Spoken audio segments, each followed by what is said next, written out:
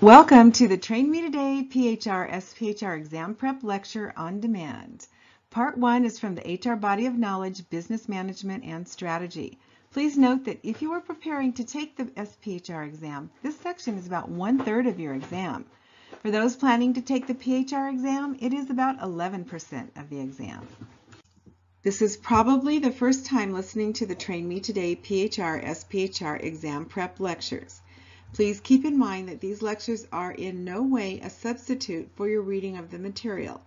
They are designed to remind you of key terms and concepts to help your learning stick.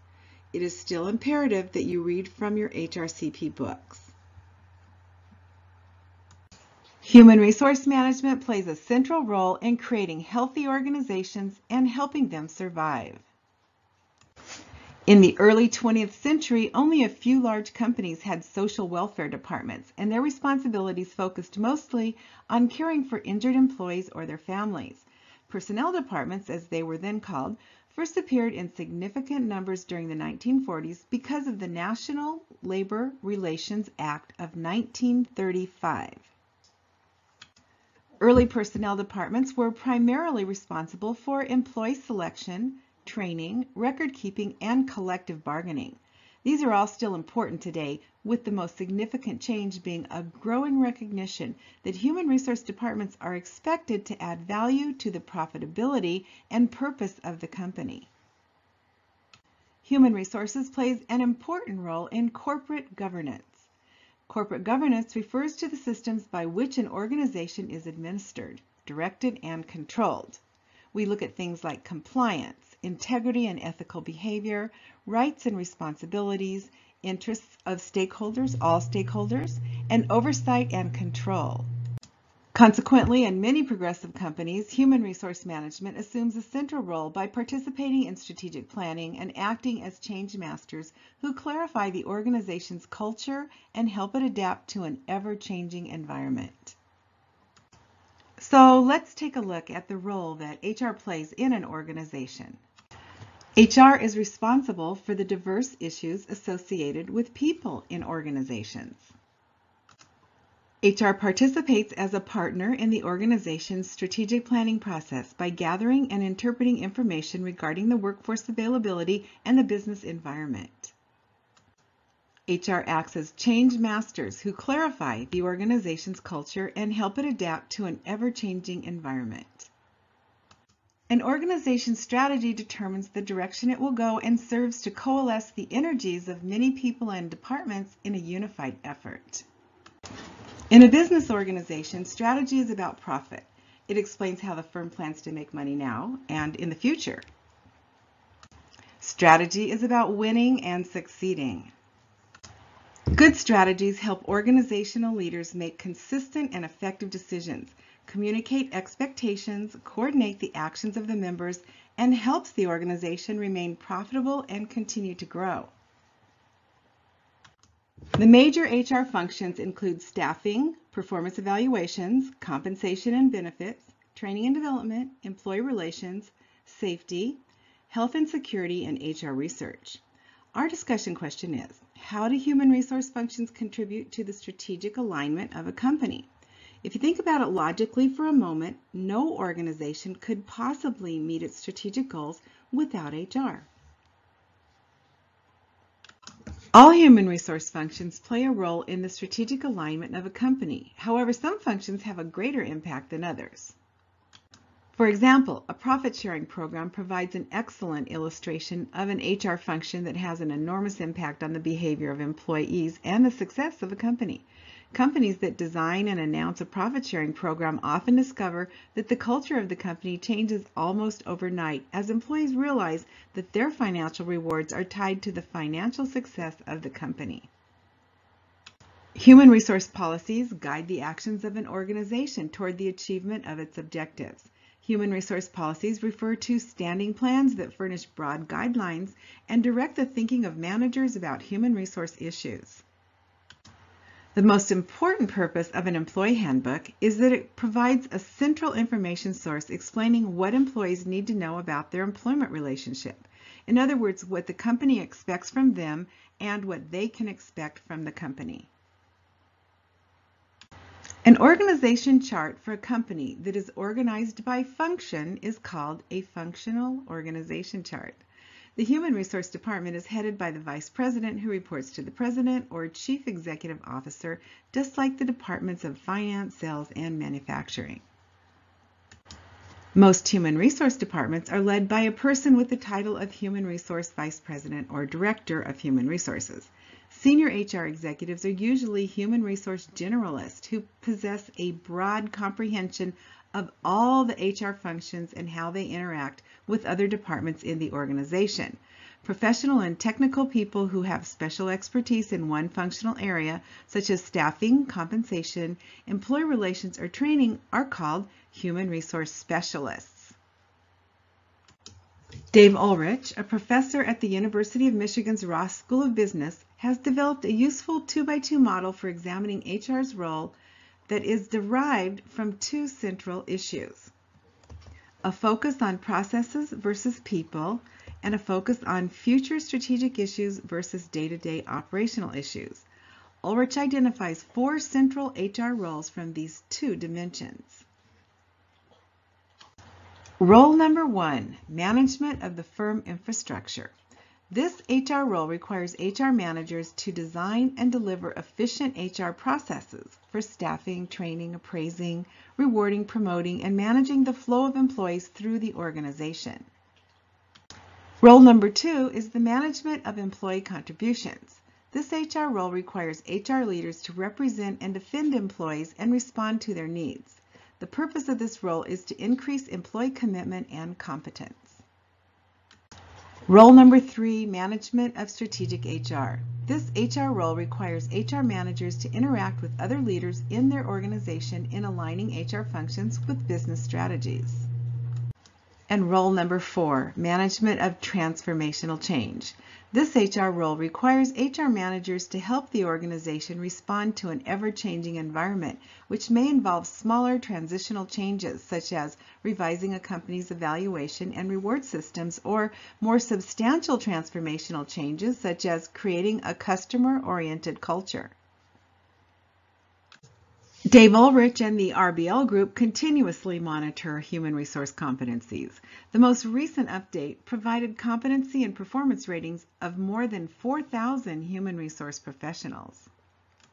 The study identified 3 core competencies: strategic positioners, credible activists, and paradox navigator. The study also identified 6 enabling competencies. 3 of these enablers focus on building a strategic organization: culture and change champion, human capital curator, and total reward steward. The other 3 enablers focus on tactical delivery: technology and media integrator, analytics designer and interpreter, and compliance manager. To delve into this more deeply, and if you are studying for the SPHR exam, type Dave Ulrich HRCS model into your search engine and listen to Dave himself talk about the HRCS model. The Society for Human Resource Management developed a competency model that identifies the knowledge and behaviors expected of HR professionals. The 9 competencies seem to describe successful HR professionals internationally as well as in the U.S. They are human resource technical expertise and practice, relationship management, consultation, organizational leadership and navigation, communication, global and cultural effectiveness, ethical practice, critical evaluation, and business acumen. One of the common complaints of executives is that human resource people do not understand the business. They do not know what is required to make a profit or how to speak the language of business. Knowing financial and accounting terminology is critical for successful HR practitioners. Let's look at basic terminology from the International Accounting Standards Board. Terms HR practitioners should know relating to financial position include asset, liability, and equity. Terms relating to the performance of the organization include income and expense. A financial statement is an official formal record of an organization's financial activities. They are used to guide financial decisions based on past performance. The balance sheet is a statement of financial position that reports a company's assets, liability, and equity as of a specific point in time, such as the end of the company's fiscal year. An income statement, also known as a profit and loss statement, reports a company's income, expenses, and profits over a certain period of time. A cash flow statement reports the flow of cash in and out of the company, showing changes in the balance sheet and how these changes affect the availability of cash. A budget is a plan that describes the expected income and expenses over a period of time. Zero-based budgeting requires justification for all expenses in a new budget. HR managers are expected to interact with other leaders in their organization in developing the organization's competitive advantage and aligning HR functions with business strategies. Organizations operate in a dynamic environment. External and internal forces are continually changing. HR managers serve as strategic partners with other corporate executives in executing strategy. An organization is formed when someone has a vision or idea about what kind of product or service the company ought to provide, and this becomes the firm's mission. A vision statement describes the future of the company as a successful organization. Good vision statements answer this question. If the organization were to achieve all of its strategic goals, what would it look like 10 or 20 years from now? An effective vision statement creates a mental image of what the organization will be like in the future as it succeeds. An effective organization begins with a mission that identifies what it is striving to become and a strategy that explains how it plans to succeed. A mission statement explains the essence of an organization, why it exists, what it wants to be, who it serves, and why it should continue. The generic strategy of an organization is driven by the organization's mission, and it includes action plans that will allow that mission to be met. The generic strategy is the game plan that, when followed, will lead to the accomplishment of the mission. The mission identifies the organization's reason for being. It is a shared vision of what the organization is all about. Mission statements are carefully constructed affirmations that outline the organization's purpose. They are usually created using the input of members of the organization. Mission statements, when properly constructed and used, can unify the members of the organization with a common purpose which drives accomplishment of the mission. A mission statement is based on the organization's assumptions about its purpose, its values, its distinctive competencies, and its place in the world. The elements usually found in most carefully crafted mission statements are a purpose statement, the business statement, and value statements. Strategy involves the combination of goals and plans to achieve competitive advantage and the methods of implementing them. Organizations create generic strategies to help them succeed in a dynamic and competitive environment.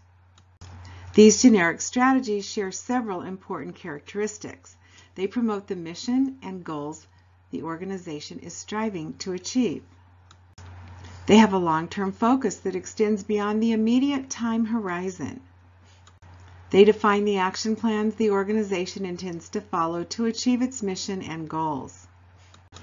And they recognize explicitly the impact of the external environment, especially the reactions of competitors. The goal of strategy is to find an environment where a company has imperfect competition. An example of imperfect competition is Walmart. You ask, why? There are dozens of big box stores. Walmart's competitive strategy / advantage is sustainable because of its geographic monopoly. It entered areas where others didn't want to build and then gained a natural monopoly, making it not worthwhile for others to enter that area, and of course, their operational efficiencies. Michael Porter's 3 grand strategies to maintain a competitive edge are cost leadership, differentiation, and focus. Raymond Miles and Charles Snow developed a typology of business strategies based on the idea that managers seek to formulate strategies that will be most closely aligned with their internal organizational characteristics and the external environment. They identify 4 strategies: prospector, defender, analyzer, and reactor. Human resource activities play an important role in the value chain. A firm's value chain consists of 9 generic activities. These 9 activities include 5 primary and 4 support activities. The primary activities are inbound logistics, operations, outbound logistics, marketing and sales, and service.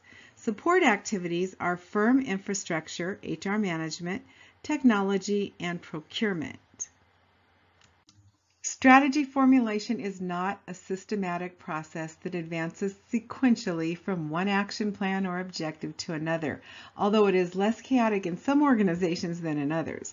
Strategy formulation is a dynamic process that is evolutionary in nature and subject to change as external forces change. Since strategy focuses on the future and the future is uncertain, strategy needs to be flexible and ready to respond to revised conditions. A popular approach to strategy development is often called the SWOT method, which stands for strengths, weaknesses, opportunities, and threats. Decision makers should examine the organization's competitive advantages relative to its internal strengths and weaknesses, its external opportunities and threats, and potential competitor actions. For organizations to be effective, all of the human resource functions and other business operations need to be coordinated in ways that support each other. This coordination is called strategic alignment. Organizational capabilities explains how human resource practices contribute to a firm's business strategy and refers to what the organization is able to do with the collection of skills, talents, technology, training, and experience possessed by the members of the firm. To survive in a dynamic environment, organizations must be prepared to diagnose their opportunities and revise their strategies. Choosing the right strategy usually makes the difference between success or failure. Good strategies depend on good alignment and implementation. New strategies require corresponding changes throughout the organization. To make organizations more effective, the mission and strategy must be aligned with 4 organizational characteristics: structure, systems, culture, and processes. Structure is the fixed relationship of the organization, such as how jobs are assigned to departments, who reports to whom, and how the jobs in the departments are arranged in an organizational chart. Systems are the patterned activities that keep an organization operating. The strategy of the corporation must be aligned with the strategies of each business unit, which in turn should be aligned with the functional strategies of each subsystem. Culture is the system of shared values and beliefs that influence worker behavior. And processes are the interactions among members of the organization. Internal conditions also play a major role in strategy formulation and implementation. Under the resource-based theory of the firm has a sustained competitive advantage resulting from the ownership and control of resources that are rare, non-tradable, non-substitutable, valued by the market, and difficult or impossible to imitate. Such resources include physical assets, intangible resources, and organizational capabilities. Some organizations are able to achieve a sustained competitive advantage and earn above average profits because they possess unique resources or they have capabilities that provide a competitive edge and cannot be easily imitated. These resources are often categorized into human resources, physical resources, and organizational capital resources. We live in a global economy requiring global companies to perform an industry analysis and think seriously about the strategies required to sustain their competitive advantage. The Industrial Organization Model, or IO model, suggests that the conditions and characteristics of the external environment are the primary determinants of successful strategies that will help firms earn above average profits. Michael Porter's 5 forces model of competition identifies the major environmental forces of an industry analysis. This 5 forces model suggests that an industry's profit potential is a function of the interactions among these 5 forces. Organizations can use this analysis to examine an industry's profit potential and to establish a defensible competitive position. given the industry's structural characteristics. The 5 forces are suppliers, buyers, rival firms, product substitutes, and the threat of new entrants. Successful companies perform a competitor analysis for each competing firm in their industry. They look at future objectives, current strategies, assumptions, and capabilities. After a company has formulated a strategy for how it plans to compete successfully within its industry, it needs to prepare a business plan to help it acquire the needed resources. Okay, let's move on to HR control and evaluation. To begin, we need to look at budgets. A budget is an itemized estimate of the operating results of a company for a future time period. Budgets have 3 major purposes. Let's start with coordination and integration. The budgeting process requires establishing objectives in advance and identifying the steps by which they will be accomplished. Motivation. The budgeting process involves goal setting and feedback, and these activities serve to increase motivation. Control and evaluation. A budget is an important management tool for monitoring the performance of a business unit and controlling its actions. HR activities should contribute to the financial success of an organization. Some of these measures focus on evaluating specific HR activities, some assess the performance of the HR department as a whole, and others measure the impact of HR programs on the economic success of the organization. It is critical in HR to know what to measure and to remember that not everything that counts can be counted, and not everything that can be counted counts. One way to measure HR is to perform a human resource audit.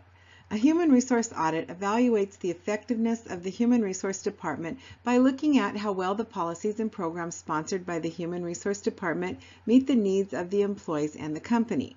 Most HR audits rely on the subjective judgments and candid feedback of line managers or the professional opinions of external experts. 3 of the most frequently recommended measures of human resource accounting include outlay cost, replacement cost, and human resource value. Outlay costs include the costs associated with recruiting, selecting, training, and developing employees. Replacement cost is an estimate of how much it would cost to replace existing human resources. Human resource value is the expected contribution to the firm's net income for individuals at each level of the firm. In the world of business, success is typically measured in dollar terms. We need to learn to calculate HR's value in terms of our financial contribution to the organization. Managers are usually surprised to discover the financial costs of employee problems such as absenteeism, tardiness, turnover, alcoholism, smoking, and grievances. Managers also tend to underestimate the financial contribution of HR activities such as training, career counseling, employee assistance programs, and test validation. A cost accounting framework has been developed by Wayne Cascio for assessing human resource costs. It provides formulas and examples for calculating the costs of turnover, absenteeism, sick leave, smoking, employee assistance programs, employee wellness programs, employee attitudes, wages, benefits, vacations, overtime, shift differentials, holiday, pension, and more. Understanding these calculations will change the way you are perceived by peer managers. Key performance indicators refer to specific measures of human resource activities that contribute importantly to the efficiency and effectiveness of a company.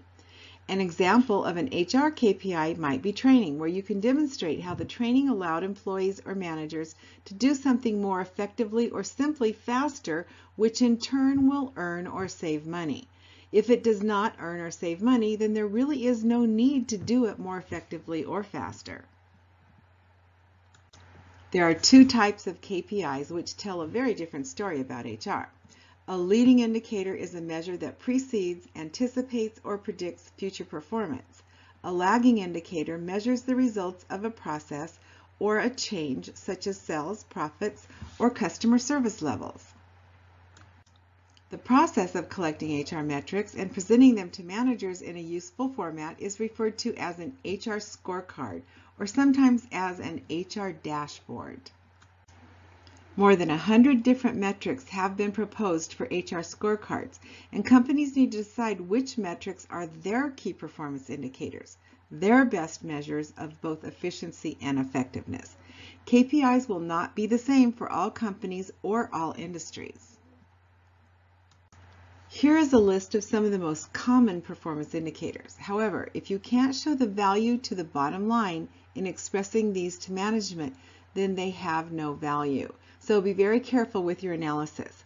You're going to look at things like revenue factor, revenue per labor cost, human capital ROI, human capital value added, HR expense factor, absence rate, turnover rate, cost per hire, turnover cost per employee, time to fill, training investment factor, healthcare cost per employee, employee benefits as a percent of payroll, HR to employee ratio. Numerous studies indicate that HR practices can and do contribute to the financial profitability of a firm. Research studies regarding the relationship between HR practices and firm performance conclude that employee involvement in decision-making, incentive compensation practices like profit sharing and gain sharing, training, and a constellation of high-performance practices contribute to the overall profitability of an organization. The balanced scorecard involves analyzing the performance of an organization from multiple perspectives. There are three important stakeholders: the stockholders, the customers, and the employees. The balanced scorecard involves analyzing the traditional HR measures concurrently with performance metrics, other perspectives, financial results, customer satisfaction, and internal business processes. Human resource outsourcing can be a cost-effective method for companies to operate because outside experts can use economies of scale to perform the HR functions more efficiently. They can use their expertise, technology, and stay abreast of new legal requirements. Not all HR functions are suitable for outsourcing. The development of new technologies has dramatically changed the way many HR practices are performed. Portals allow employees to manage their own benefits without relying on HR specialists. Communication devices allow employers to communicate with each employee in a variety of ways, and team members can work together in virtual teams from multiple places around the globe. New technology provides tremendous benefits that make HR activities much more efficient and convenient, but it also creates new problems that have to be managed. The benefits of the shared services model come from having standardized services for all business units that can be administered uniformly from a central service center. They can be provided in-house or outsourced. The biggest problem with employee communications is that employees fail to read them. Here are a few simple tips that might help. Use simple language that can be understood by all employees. Keep sentences short, normally less than 20 words. Keep discussion of each issue to less than 1 page. Use wide margins on all sides. Use a graphic whenever it contributes to the explanation. Keep the communication short. Handbooks, for example, should normally be less than 30 pages. Memos should begin with an executive summary that is less than 1 page. Additional information should only be added if it is needed. Bulletins need to have clearly worded headings to let employees know if they should read the subsequent sections. This concludes Unit 1, Part 1.